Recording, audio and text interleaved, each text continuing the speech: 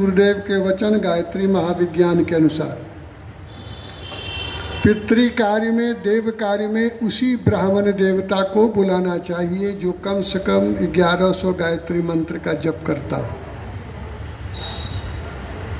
देखिए कहाँ भूल हो रही है। हम लोगों की दुर्गति का कारण क्या है? जिनके जिम्मे धर्म तंत्र से लोक शिक्षण का काम था, उन्होंने आधार को ही खिसका दिया, अपना आधार को ही खिसका दिया। हमारे घर में देव कार्य भी होते हैं, पितृ कार्य भी होते हैं, सबके घर में होते हैं। ऐसा कौन हिंदू सनातन धर्मी नहीं है जिसके घर में पूजा स्थल नहीं हो। हम लोगों की संख्या तो कम है, कहने को 15 करोड़ हैं, लेकिन हम लोगों की संख्या क्या है वास्तव में देख लीजिए। गुरुदेव का पुण्यतिथि है और गायत्री माता का जन्मदिन है। गायत्री माता का जन्मदिन से ही समझने का प्रयास करते हैं। आज हमारी पोती ने कहा, दादाजी आज क्या है? हमने कहा गायत्री माता का बर्थडे है। और गायत्री माता के हम लोग प्रेमी हैं। किनके प्रेमी हैं? गायत्री माता के प्रेमी हैं। वास्तव में अगर प्रेम अंदर से उभर जाए तो गायत्री माता के सिवा तो कोई कुछ कहीं दिखाई ही नहीं पड़ेगा। मीरा को प्रेम था तो मेरे तो गिरधर गोपाल दूसरो न कोई, मेरे तो गिरधर गोपाल दूसरो न कोई दूसरा नहीं। अगर हमारी गायत्री माता है तो मेरी तो गायत्री माता दूसरो न कोई। अगर गायत्री माता का धुन सवार हो जाए तो आनंद की वर्षा हर पल, भले अगल बगल वाले को महसूस हो न हो, परंतु हम कितना आनंद ले रहे हैं वो हम ही जानते हैं। आइए एक बार आपके साथ गायत्री मंत्र। बहुत जल्दी कुर्सी लगेगा इस हॉल में, अब उसी पर है। अगला जो है सबसे पहले हॉल में कुर्सी। हम लोगों का उम्र बढ़ रहा है, सबको दिक्कत हो रहा है। बहुत जल्दी इसी वर्ष गायत्री मंत्र। ओम भूर्भुवः स्वः तत्सवितुर्वरेण्यं भर्गो देवस्य धीमहि धियो यो नः प्रचोदयात्। ओम प्रखर प्रज्ञाय विद्महे महाकालाय धीमहि तन्नो श्रीरामः प्रचोदयात्। ओम सजल श्रद्धाय विद्महे महाशक्तये धीमहि तन्नो भगवती प्रचोदयात्। ओम सर्वेभ्यो देवेभ्यो नमः। आज हम लोग गायत्री महाविज्ञान से हटकर कुछ भी बोलने का प्रयास नहीं करेंगे। बात शुरू वहाँ से करते हैं। 1 वर्ष तक आप सब लोगों ने महापुरुषम साधना में अपनी भागीदारी की। मैक्सिमम परिजन अपने समय में आते ही रहे। जब बात आरंभ हुई थी तो लगता था पता नहीं 1 वर्ष चल पाएगा या नहीं, परंतु अखंड ज्योति में छपे संदेश के निर्देश के अनुसार आप लोगों तक यह बात पहुंचाई गई। उस अवधि में अगर आप नहीं भी हैं तो कोई न कोई आकर के कर लेंगे, हमारा कारवां चलता रहेगा। और ऐसा ही हुआ। आज उसकी पूर्णाहुति का दिन है तो खुशखबरी कुछ मिली कि नहीं को? खुशखबरी नहीं मिली। आने वाला महासंकट टल गया, हॉर्मुज खुल गया।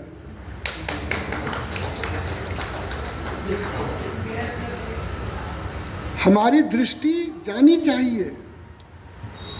जिस रास्ते को लेकर के पूरी दुनिया बेचैन हो रही थी, जिस रास्ते को लेकर के आग लग रही थी,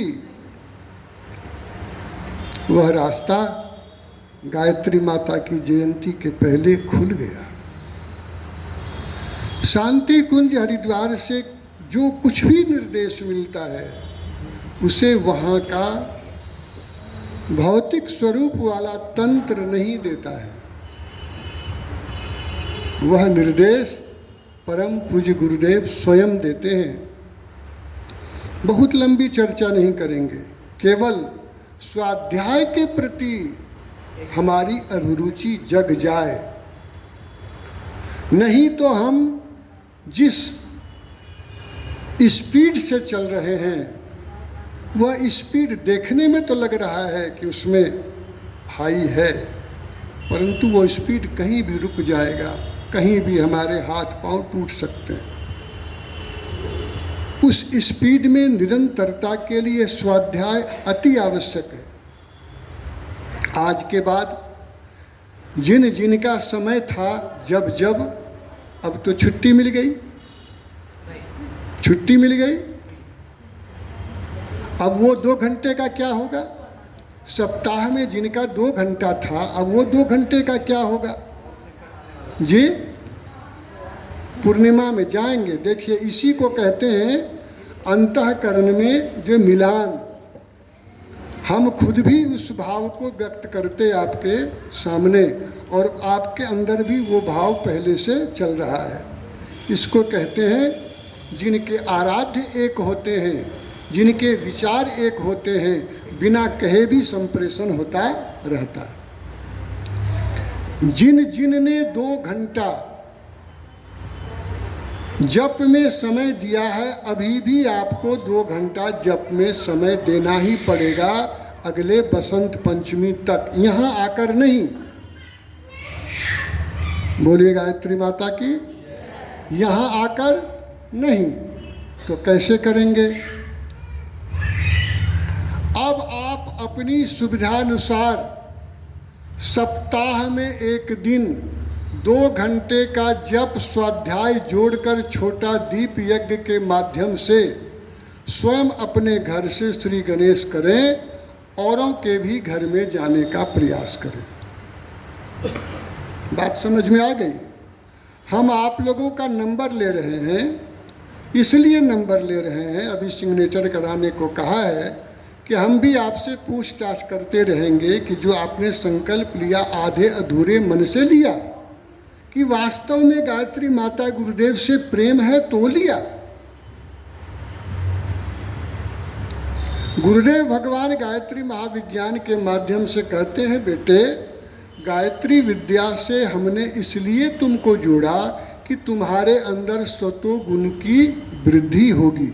ये सतोगुण क्या है? सतोगुण क्या होता है? अरे हम भी नहीं जानते थे, हम भी नहीं जानते थे। सतोगुण क्या होता है? सबसे पहला उदाहरण, तामसिक भोजन करने का मन ही नहीं करेगा। पहला उदाहरण, तामसिक वृत्ति के लोगों के पास बैठने का मन ही नहीं करेगा। शांत चित्त चुपचाप ध्यान में मन लगेगा। हम और कितना आगे बढ़ सकते हैं, औरों को कितना आगे बढ़ाने का प्रयास कर सकते हैं, उसमें हमारा चिंतन लगेगा। आइए अब सीधे गायत्री महाविज्ञान के कुछ पन्नों को उलटते हैं। अभी से लेकर वसंत पंचमी तक सबों के पास गायत्री महाविज्ञान आज संभव हो तो उपलब्ध हो जाए, नहीं तो इसी सप्ताह उपलब्ध हो जाना चाहिए। अगले बसंत पंचमी तक आप हम कितना समझ पाएंगे उसकी चिंता न करें, परंतु हर दिन गायत्री महाविज्ञान पढ़ने का संकल्प लेना।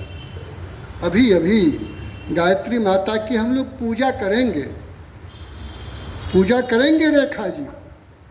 अरे काहे का पूजा? हमारी पूजा से उनको क्या मिलने वाला है? हमारी पूजा से हमको ही मिलने वाला है। तो हम कौन सा पूजा करें? फूल अक्षत लेकर के उनके पास चले जाएं कि गायत्री माता से प्रेम करके गायत्री तत्व चिंतन को आत्मसात करने का प्रयास करें? प्रेम उसी से होता है जिसमें बल, जिसकी महिमा लोग जानते हैं, उसी से प्रेम करते हैं। कमज़ोर से कौन प्रेम करता है? कमज़ोर से प्रेम करके क्या मिलेगा? आइए गायत्री महाविज्ञान के कुछ पन्ने को हम उलटने का प्रयास करते हैं। क्या आप लोगों के पास गायत्री में महाविज्ञान है तो कृपया हाथ उठा दें। बहुत सुंदर, बहुत सुंदर, बहुत सुंदर। चलिए कोई बात नहीं, दोनों के पास हो गया तो। अब जिनके पास नहीं है वो गायत्री महाविज्ञान को आप में, हमारे में से आज भी कुछ ऐसे लोग हैं जिनकी मनोकामना की पूर्ति नहीं होती है तो दायां बायां ऊपर नीचे झांकना शुरू करते हैं। मतलब कोई और कोई उपाय बता दे, कोई हमारे लिए कुछ कर दे, कहीं जाकर कुछ कर लें ताकि हमारा कल्याण हो जाए। हमने पेज नंबर 100 उलटकर आपके सामने रखा है। गीता में भगवान ने कहा है, देवान भावयतानेन ते देवा भावयन्तु वह परस्परम भावयन्तः श्रेयः परमुवाप्स्यते। इस यज्ञ द्वारा तुम देवताओं की आराधना करो जो यज्ञ करने जा रहे हैं। इस यज्ञ के द्वारा तुम देवताओं की आराधना करो, वे देवता तुम्हारी रक्षा करेंगे।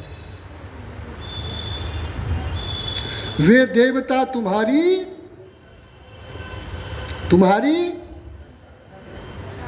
कौन कह रहे हैं? देवता नारायण। आपने जो कुछ किया है उसके लिए गुरुदेव भगवान का बहुत बहुत आशीर्वाद। करने को बहुत बाकी है, मरने से पहले तक करते रहेंगे ताकि जहाँ तक हमने किया है वो हमारे साथ जुड़ जाए, आगे की यात्रा वहाँ से और आगे चले। इस प्रकार आपस में आदान प्रदान करने से परम कल्याण की प्राप्ति होती है। अगर इस भाव से हम यज्ञ करने बैठेंगे तो यज्ञ करते समय हमारी आहुति का अंश, आहुति का संबंध केवल हमारे हाथ से नहीं होगा, हृदय से होगा,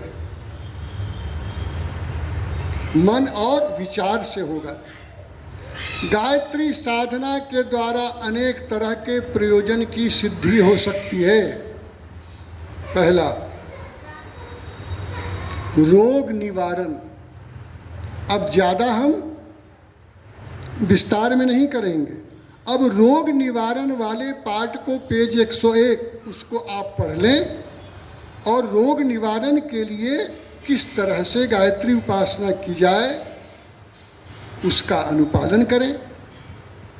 गायत्री साधना से विष निवारण पूरा पढ़ लें और उसके अनुसार उपाय करें।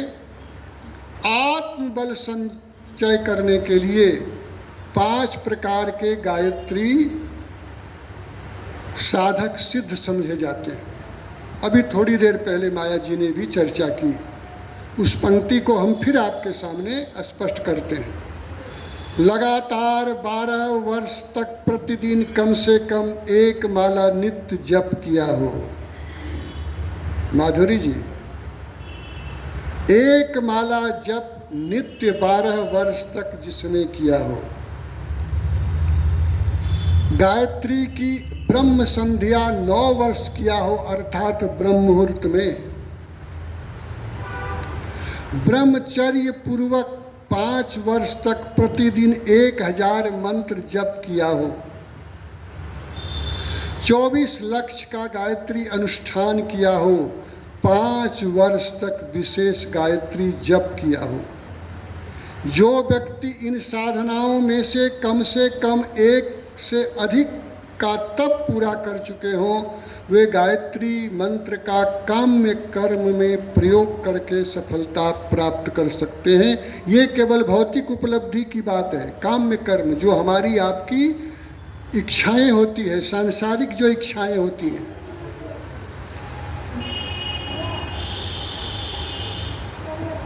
गायत्री साधना से बुद्धि की वृद्धि होती है। लोग आते हैं और नाम दे देते हैं कि 5 आहुति दे दीजिए, ठीक है, उसका भी प्रभाव होता है, होता होगा, परंतु बुद्धि वृद्धि करने का अस्थाई समाधान इस विद्या के माध्यम से ढूंढा जाए तो बेहतर है। क्या बिमला जी? बुद्धि वृद्धि का समाधान इस विद्या के माध्यम से ढूंढा जाए। राजकीय सफलता के लिए भी गायत्री मंत्र में किस संपुट को लगाकर जोड़ने से राजकीय सफलता का मतलब केवल मुख्यमंत्री प्रधानमंत्री तक नहीं पहुंचना।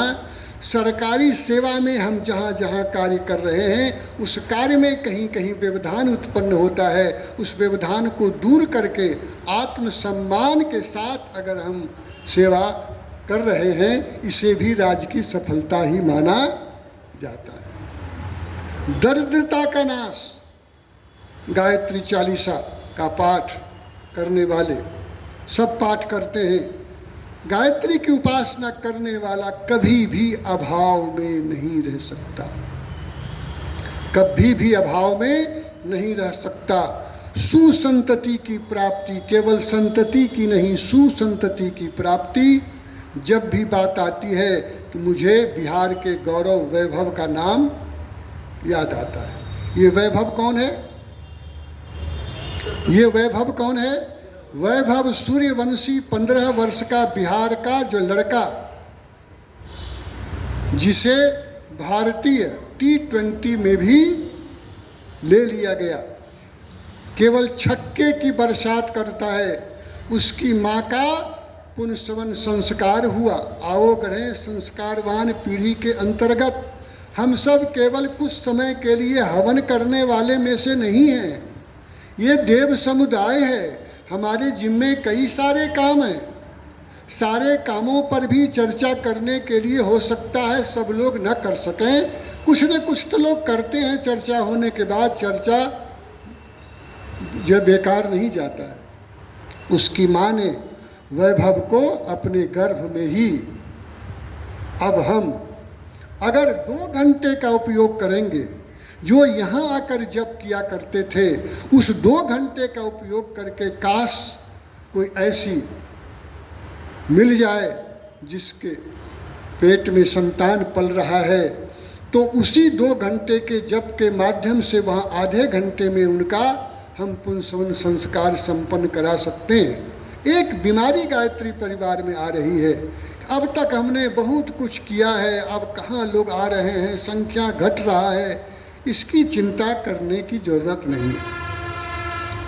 हमको अपना काम करते जाना है, सफलता मिले या न मिले, सफलता मिले या न मिले, हम जिस अनुपात में सफलता चाहते हैं, हो सकता है उस अनुपात में सफलता प्राप्त करने की पात्रता हमारे ही अंदर नहीं है। इसलिए हमको जो प्रयास हमेशा करते रहने की आवश्यकता है। शत्रुता का संहार, जो देखकर जलते हैं, ईर्ष्या करते हैं, नाना प्रकार के जाल में फंसाना चाहते हैं, वे वजह विरोध करने वालों की भी संख्या बढ़ती जाती है। अनेक ऐसे क्षेत्र हैं, भूत बाधा की शांति, दूसरों को प्रभावित करने की क्षमता, हमारी बात का कोई असर नहीं होता, हमारी बात का कोई असर नहीं होता। जरा गायत्री महाविज्ञान का स्वाध्याय करके बोलिए गायत्री माता की। अगर आप लोग बात करेंगे तो मुझे बोलने का लत नहीं है, हम यही शांति पाठ करते हैं, बात मत करिए। आपके मानस पटल में जैसा चिंतन चलता है उसका प्रभाव इस वातावरण में और हम लोगों पर भी उसका वातावरण में उसका प्रभाव पड़ता है। यहाँ रहिए तो माँ के साथ प्रेम जैसे किया जाता है वैसे रहिए। दूसरों को प्रभावित करने की क्षमता विकसित हो सकती है।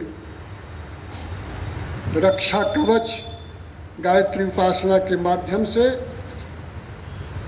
अब क्या आप हम स्वप्न देखते हैं गायत्री उपासना करने वाले स्वप्न देखते हैं?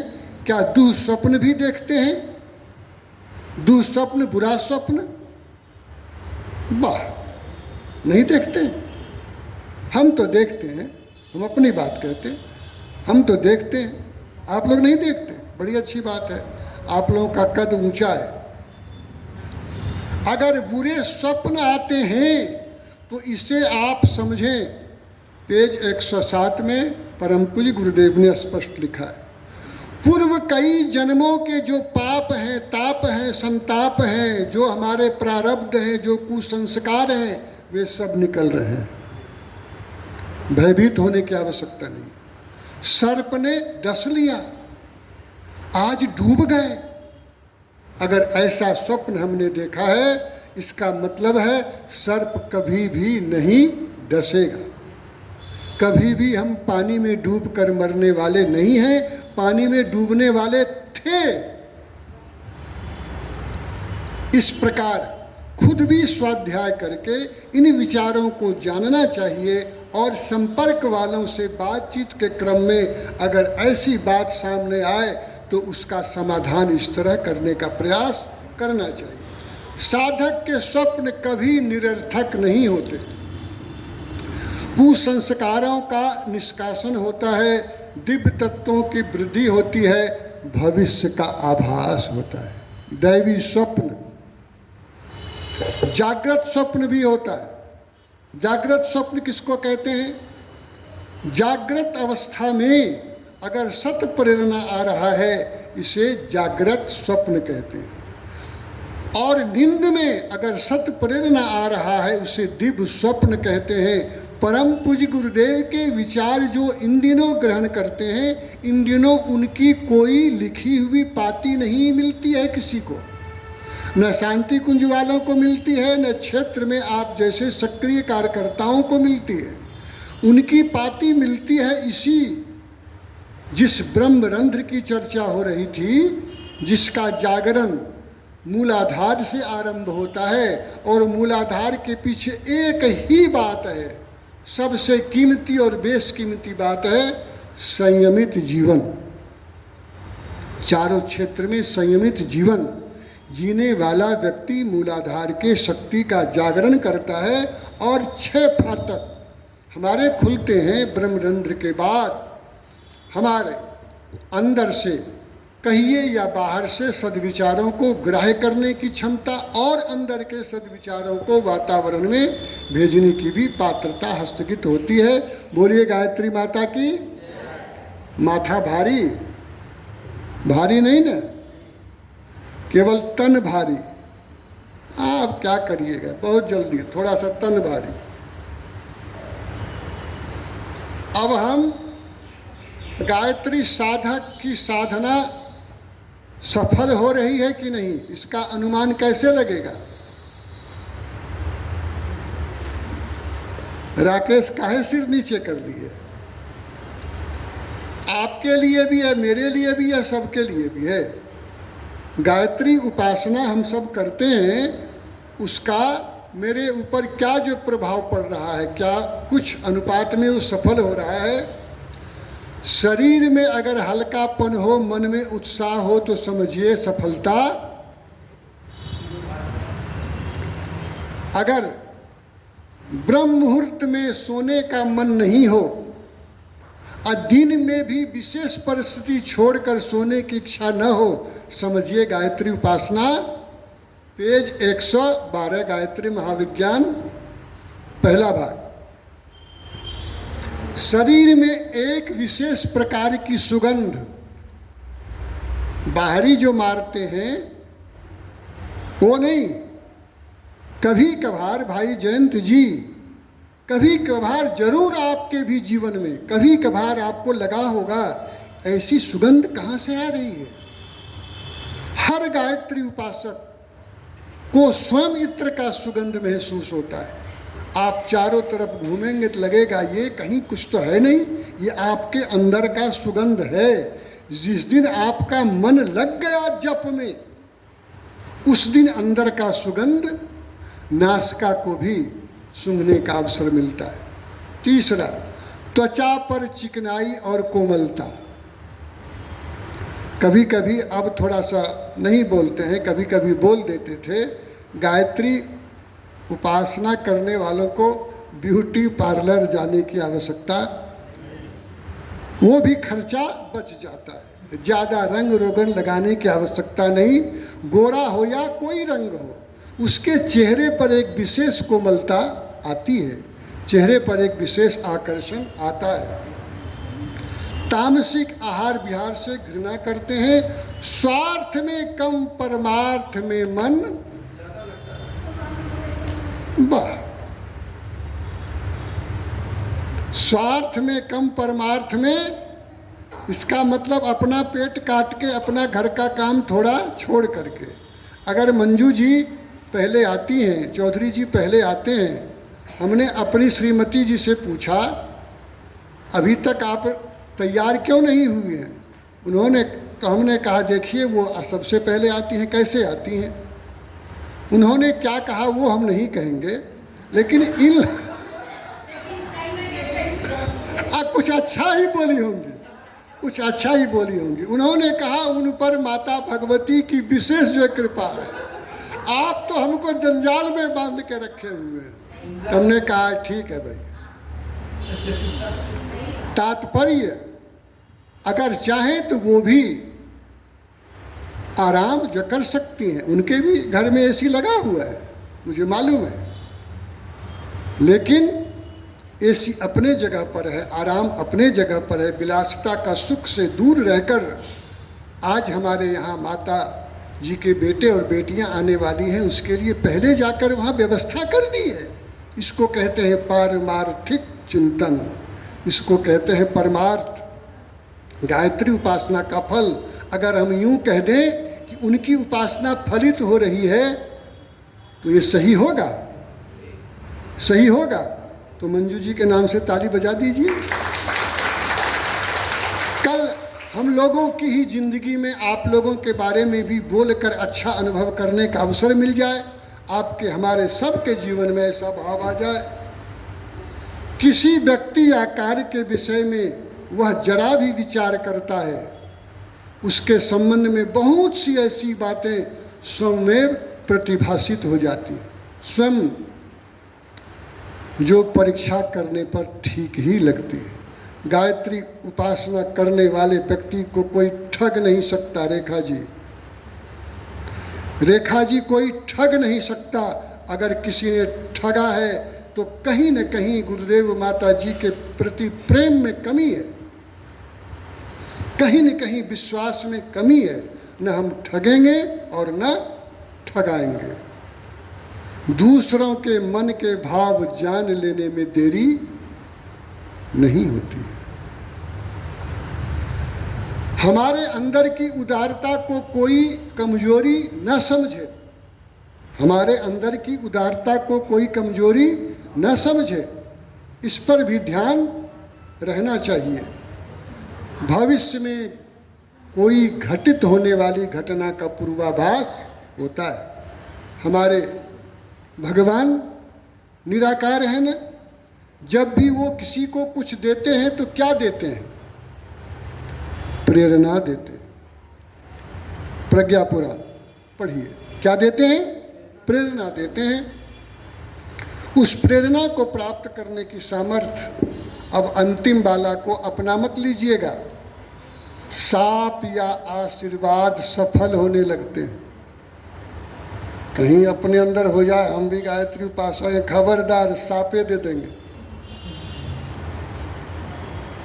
साप देने की आवश्यकता नहीं पड़ती है। हर ही कृपा निधि, हर ही कृपा निधि सज्जन पीड़ा, हर ही कृपा निधि सज्जन पीड़ा। सज्जन की पीड़ा हरण करने के लिए और सज्जन को जो कष्ट दिया गया उस कष्ट को दूर करने के लिए मालिक को आना पड़ता है और मालिक को आकर के जो सफाया करना पड़ता है। इसलिए हमको आपको किसी के बारे में बुरा विचार लाने की आवश्यकता ही नहीं है, ये मालिक पर छोड़ देना चाहिए। चलिए, सिद्धियों का दुरुपयोग नहीं होना चाहिए। उनका व्यक्तित्व, आकर्षण, नेत्रों में चमक, दैवी तेज की उपस्थिति, बुरे कामों से उसकी रुचि हटती है, भविष्य में घटनाएं जो घटित होती हैं उसका आभास होता है। इन सभी विचारों के बाद अब हम अंत में आते हैं महत्वपूर्ण शर्त पर।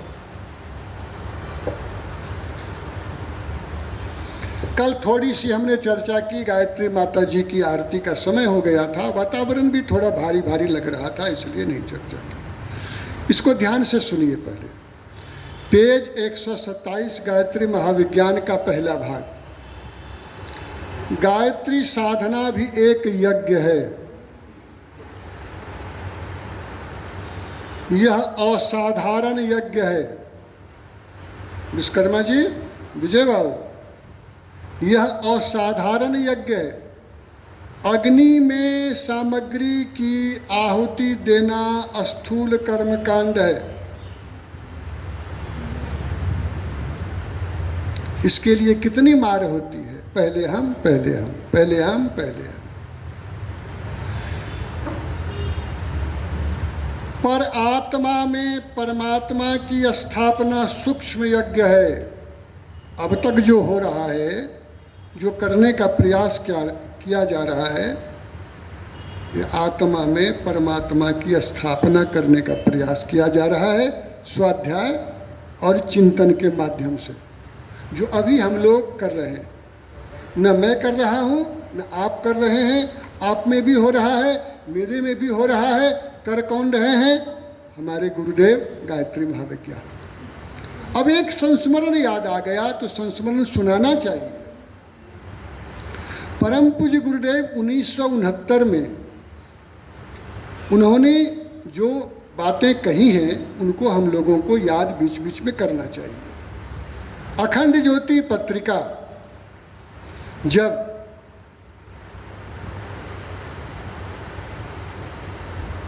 बोरा में भर भर करके डाक के द्वारा भेजा जाता था, तो डाक विभाग के सुपरिटेंडेंट को लगा उस अखंड ज्योति इतनी बोरियां आ रही हैं, और अखंड ज्योति के कुछ लेख को उन्होंने भी पढ़ा। अखंड ज्योति के लेख पढ़ने के बाद उनके मन में इच्छा जगी, इस अखंड ज्योति के लेखक कौन है, और उसमें गायत्री चर्चा यह शीर्षक से लेख जो निकलता था, गायत्री चर्चा। सरकारी यात्रा के क्रम में पहुंचे, कहाँ पहुंचे? मथुरा। पहुंच करके उन्होंने जिज्ञासा प्रकट करना चाहा,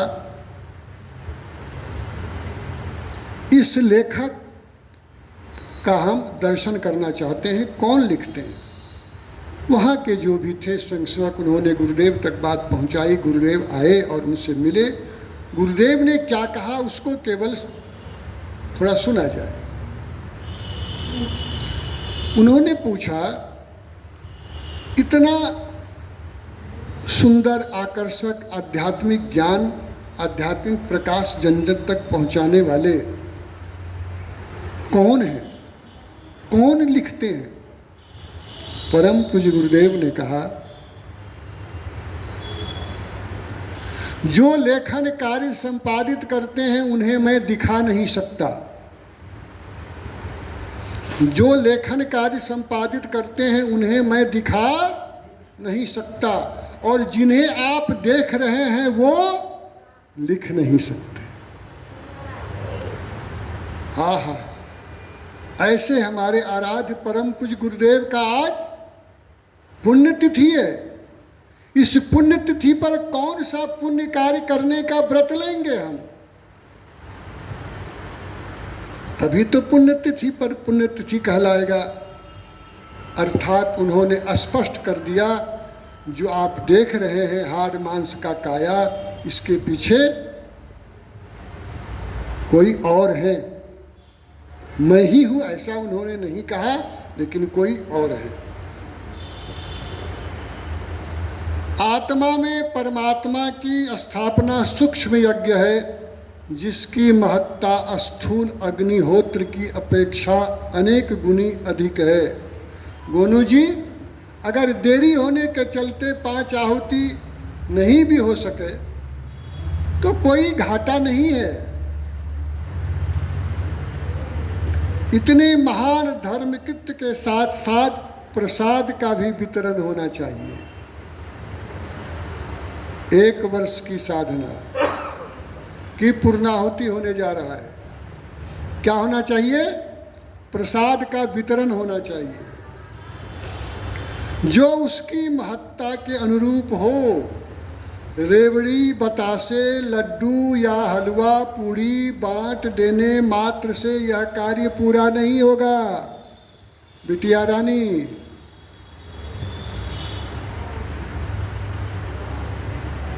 यह कार्य पूरा नहीं होगा। गायत्री का प्रसाद तो ऐसा होना चाहिए जिसे ग्रहण करने वाले को स्वर्गीय स्वाद मिले।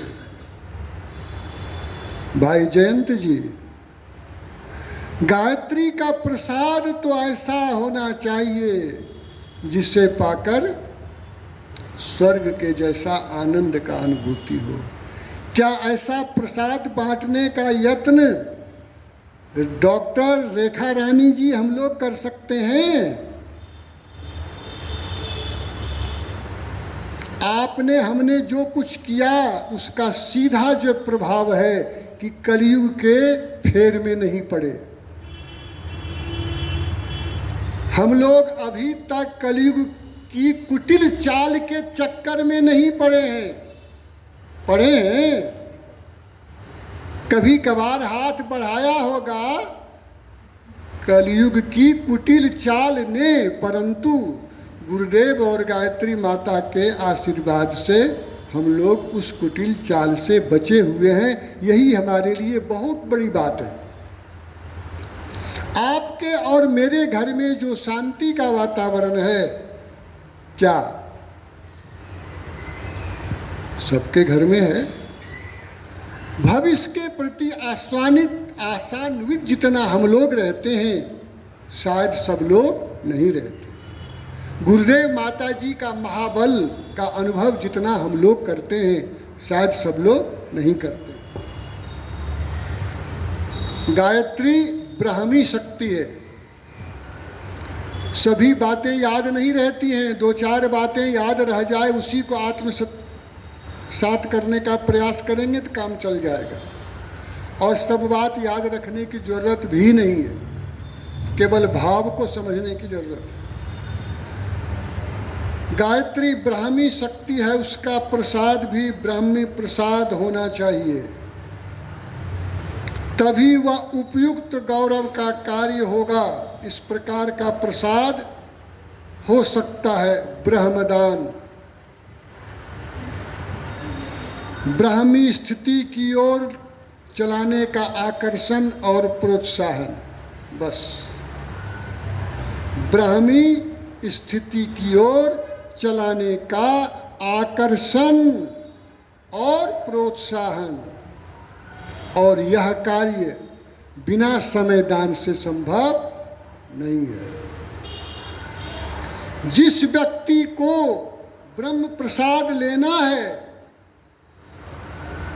उसे आत्म कल्याण की दिशा में आकर्षित करना और उस ओर चलने के लिए प्रोत्साहित करना ही प्रसाद है। बस जिसको लेना है उसके लिए आकर्षित करना, बारंबार संपर्क करना, प्रोत्साहित करना, ये जिम्मेवारी हम लोगों की है।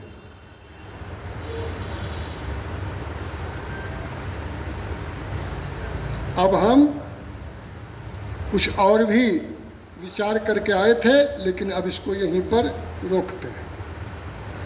कहाँ पर पहुँचे हम लोग? ब्राह्मी प्रसाद। ब्राह्मी प्रसाद बांटने का इसका क्या स्वरूप होगा?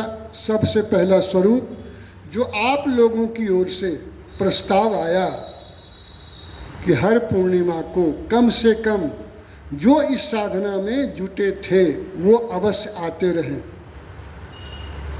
उस दिन केवल दीप यज्ञ नहीं हो, क्योंकि दीप यज्ञ भी एक धीरे धीरे क्या है, परंपरा को वो अपना लिया है।